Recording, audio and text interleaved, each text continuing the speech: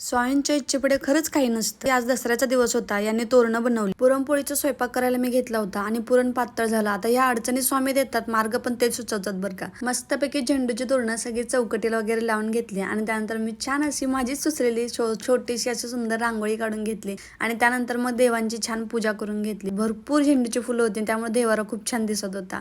त्यानंतर आमच्या गाडीची आज पहिलाच दसरा होता आणि त्याची पूजा केली. त्यानंतर सोबत शरूच्या गाड्यांची पण सगळी पूजा झाली आणि सगळं काही उरकलं. त्यानंतर आम्ही संध्याकाळच्या वेळी निघालो होतो शरूला गार्डनमध्ये घेऊन, पण अचानकपणे स्वामींच्या मठाच्या समोरून चाललो आणि लक्षात आलं की आज गुरुवार आहे आणि आज आपण स्वामींच्या मठामध्ये जाऊ शकतो. जर आठवडे इथं आल्यापासून 2 महिने झालं आणि आम्ही मठामध्ये जायचं प्रयत्न करतोय. कधीतरी पाऊस येतो, कधीतरी मलाच जायचं नसतं, असं प्रत्येक वेळेस काही ना काहीतरी अडचणी आलेत. पण आजचा दिवस स्वामींनी अगदी बोलावून घेतल्यासारखं झालं. म्हणजे स्वामींची इच्छा असते तेव्हाच ते आपल्याला बोलावून घेतात. मॉलमध्ये गेलो, थोडंफार तिथं फिरलो आणि त्यानंतर मस्त जेवण करून घरी आलो. तर चला बाय.